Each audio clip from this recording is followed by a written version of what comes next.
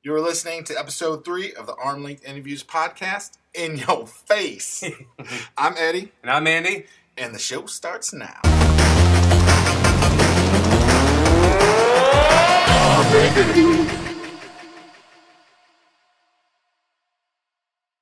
So after the pro crawl on Thursday, we went home in a hotel room, got some sleep, couple hours. It wasn't very much. And got up on Friday all tired and dehydrated. Oh my God. Yeah, I was not feeling very good. I automatically get up pretty early. I don't care how late I get to sleep. He's got kids. I just wake up. Yeah. I got kids. I wake up and regardless how bad I feel, I do my thing. Andy's not a dad yet. Nope. And it shows when he hasn't had any sleep or a good meal in quite a while. And he woke. I remember I was up and I was trying to be quiet, but I was like, screw it. I got stuff to do. I got to get ready. And I woke him up. I was kind of being loud on purpose to wake you up a little bit. Yeah. And you lifted your head up and you were like, and automatically I just started laughing because I'm picturing in my head us doing these interviews today. And you're like, hi, I'm Andy with Arm Length Interviews. And I just don't care. Somebody shoot me in the face. This is how we talked all day. So the whole day was, hi, I'm Andy. And oh God, I'm just miserable and tired. I want to go back home to mother. Somebody give me an orange juice and just put me down. That's right. That's pretty much how Friday started off. So because my voice wasn't up to snuff and everything like that, we agreed to take it easy. And we decided at that point, like we said before, we're not going to drink tonight. Yeah. We're going to just focus on the interviews, hopefully. We decided, since your voice was just so horrible, no interviews today. Right. And we're just going to go about, have a good time, and enjoy PAX for a little bit. No drinking. Just have a normal day, maybe get our energy back up, get our voices back normal. And it didn't happen. No, it didn't happen at all. No. Well, all right, so we got up a little late. We had a potato chip and beef jerky breakfast. Which was... god-awful. And it was Pringles. Was it Pringles? Yeah, it was Pringles. Sour cream and onion Pringles. Well, I had a mix of Doritos and Cheetos, and it was just brutal. Oh, it was a Munchies. Oh, yes, a bag of Munchies and some beef jerky. And it wasn't even good beef jerky. Like, you bought the good beef jerky. I went to the dollar store and got maybe it's beef jerky. Yeah. And no, I got the good stuff. Yeah, I was stealing it from you all night while you was passed out. It's true. No, I was wondering where the hell it all went. Hey, you can't leave a big guy around an open bag of beef jerky. It's true. So, anyways, the first thing we did, we're both looking forward to The Last of Us. Yeah. So we went right to the expo floor and right in line to The Last of Us for 2.5 hours. 2.5 hours. Wow, that was a long line.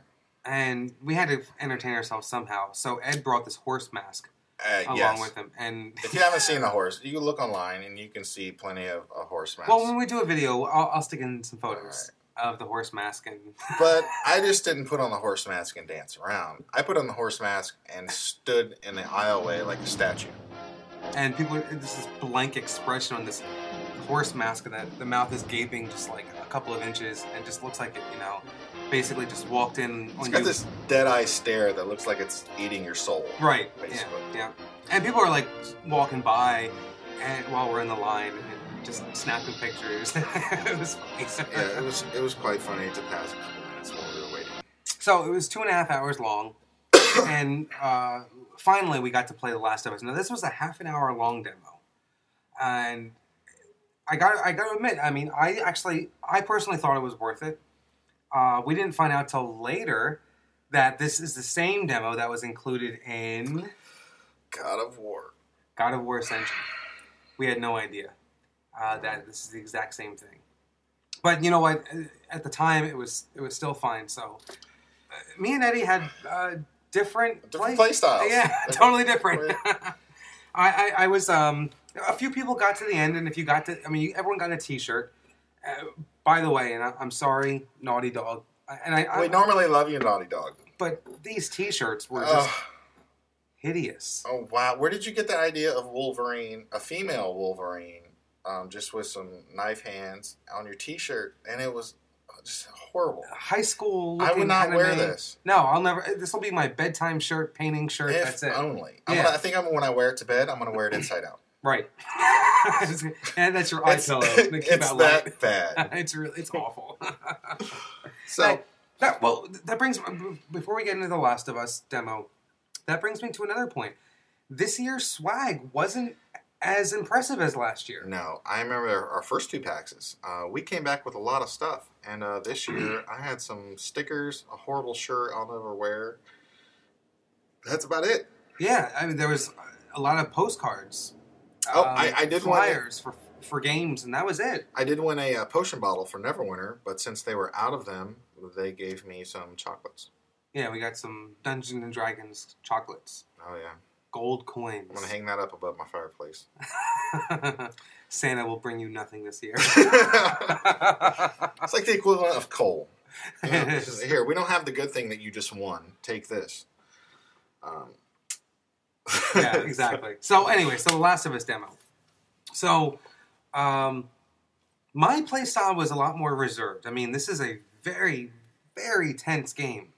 You had the headphones on. You're watching. Basically, you have like runners and clickers. Clickers are really super infested, and they send out like a clicking beacon, like a bat to kind of like sonar the surroundings and like that.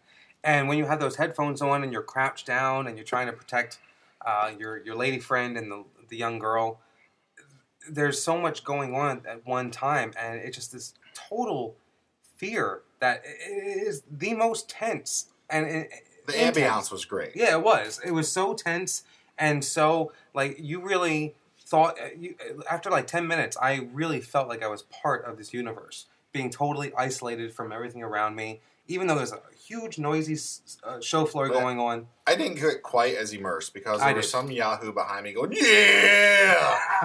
Just the whole time. That totally brought me out of... So my playstyle was a lot more reserved. I was crouching. I can tell you've played a lot of Metal Gear. Yeah, I definitely, yeah. That's like stealth games, you know, I tend to do better in. I like the slower paced, more thoughtful kind of things. Whereas Ed's playstyle, I'm a little bit more Leroy Jenkins. And Andy's over there like planning out his moves. He's over there like stealth kills. I tried that twice. And I kept doing the stealth kill perfectly on the first guy. But then the second one would kill me. So I decided to run around like a madman in circles and beat him to death with my fist. And it took about 20 minutes. But I won. But that was me. What about you throwing the brick at the wall and then coming back and hitting you on the head? Yes. One thing you're supposed to with these clickers, you know, you throw a brick and to get them to concentrate on something else while you sneak behind them. Right. Well, I don't know if I've got a lazy eye or something, and I just threw this brick and it bounced to the wall and landed right at my feet. So I tried some Bruce Lee moves, and they didn't work because in The Last of Us, for some reason, this guy does not know how to fight. Which I guess it's good because, you know, it's a regular guy. Most guys don't know how to fight or whatever, but where's my roundhouse kicks, man? Where's my kung fu? Who the hell is interrupting my kung fu? Like, I was just doing it, and every time I would throw a punch, I'm like, bleh! And being all loud and just retarded about it, and then that would just bring all of the monsters to me.